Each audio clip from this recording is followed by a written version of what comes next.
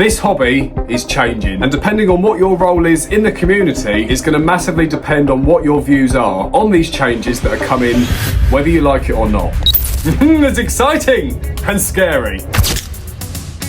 Crikey. Now you see me.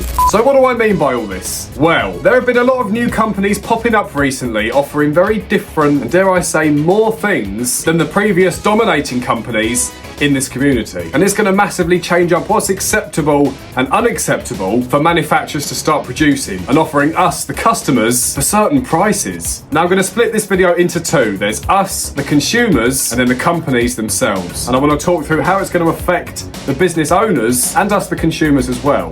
Now if we roll back to way before I was born, 1986. Or possibly 1984, depends on where you get your information from. The year Traxxas was founded and released their first RC car. Now we all know Traxxas, huge brand, even people outside of the hobby, they seem to know what it is. It's become such a huge thing. All the cars they've been producing from the year 86 when they first started out all the way up until now have been incredible. Again and again they are nailing what us at home, the hobbyists, want out of this hobby. Fast, reliable, good looking trucks that never seem to disappoint. Alright, there's been the odd flop. What the hell is even that? And admittedly not everyone will agree on what's good and what's bad, but as a whole you cannot deny that Traxxas' products are generally pretty damn good.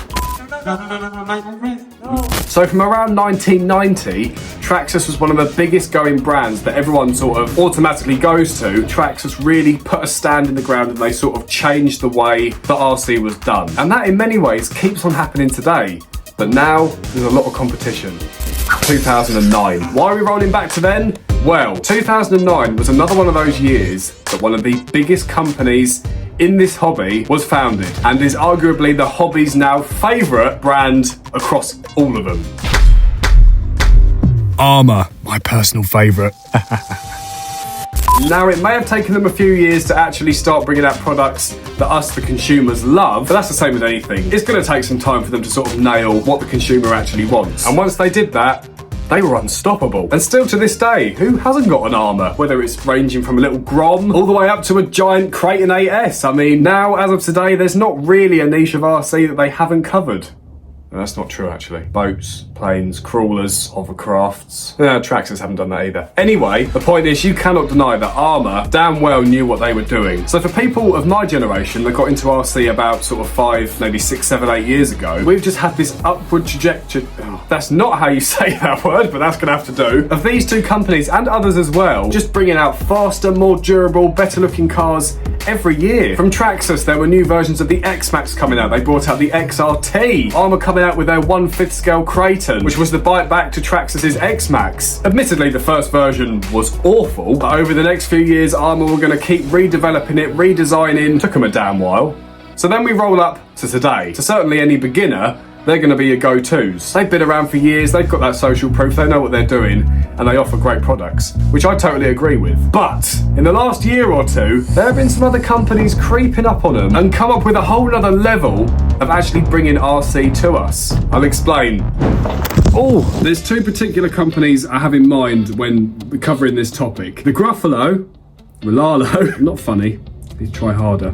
Or maybe not. And MJX. These are two brands that have recently just slapped Traxxas and Arrma almost round the face. For the simple reason that the products they're offering, not only just their cars, it's what they're including. I'll show you. Now, I'm going to steal a video off my good friend David. This is a video from a couple of years ago, him testing out the MJX Hyper Go. We all know this car by now. They are so damn durable.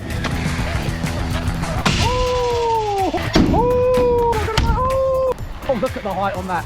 Oh, he's landed it. Oh my God. The people were never going to say no to them, especially because of the price. All right, for example, this one is a lot smaller than like an X-Max or even a Max, which of course Traxxas make, but we've got to fast forward a couple of years later to see where MJX are actually going with their brand, and then we'll cover Rlaarlo. So this is one of MJX's latest cars, and it's a bit of a game changer. Now, admittedly, even this isn't actually the best example. They've done better in the past, but I want to show this because it's a similar size to a lot of the other models that other companies are making, and technically, they're actually offering a lot more for a lot less money. Right, here we go. Take this, for example. This is the Electrics from MJX's Hyper 7303. You need to come up with better names, MJX. That's where Arrma's got you. The thing that first struck me about this car is that it's a 1/7 scale £400 car that comes with censored electrics. Generally, censored electrics, they don't exist in ready-to-run cars until now. If you go down here, for example, it comes with 2 sets of tyres. Look at the infraction from Arrma. That's an almost £700 car. I think it is 700. Come with 1 set of tyres that last you, dare I say, 1 battery pack. Be a bit of a chem block with it. It's not going to last as long. But the fact that MJX are offering this rally car with off-road tyres and road tyres, censored electrics, an amazingly graphics detailed body. I mean, it looks stunning. It's just something else. It's too good to be true, and yet it's actually good. We then, for example, go over to the Traxxas rally car, which we got to review from Redfin Models, which was amazing. We had such a good time with the car. We absolutely loved it. It's a brilliant bit of kit.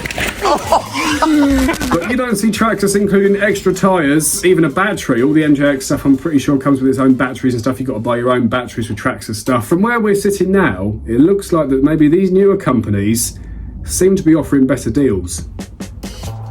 Where was I?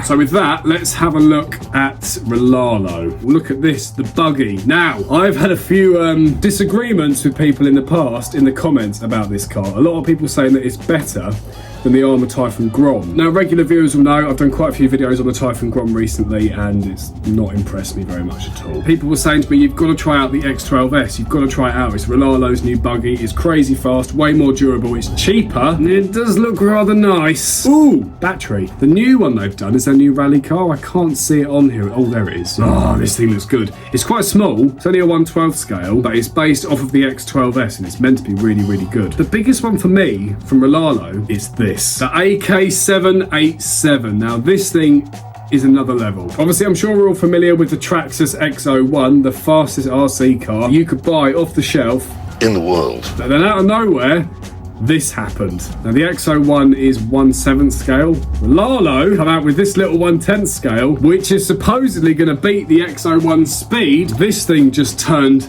everyone's head, and the quality is something else. You can get this one, the full carbon fibre and metal one. You can get a rolling chassis, one with dual motors in it. These cars were so ahead of their damn time. No one saw it coming, and now they are dominating this hobby. So my point of this video is it a good thing or a bad thing? Depends who you talk to. Now this is what I mean about splitting this video into 2. If we consider us, so selfish, the people that are going out to work every single day, coming home and spending every spare penny we've got on these things, it's amazing news. These companies are bringing out cars that are so ahead of what we were ever going to be expecting for prices that are cheaper than the original brands. It's the best thing that's ever happened to us. However, if you're a business owner of one of these RC brands, like Traxxas, Arrma, Kyosho, HPI, Lossy or Techno, there could be problems ahead. Because you guys are going to have to find a way of keeping up, because we don't want to see you go. Not for a moment am I saying that I do not like these brands. They're the brands that got us all into this hobby,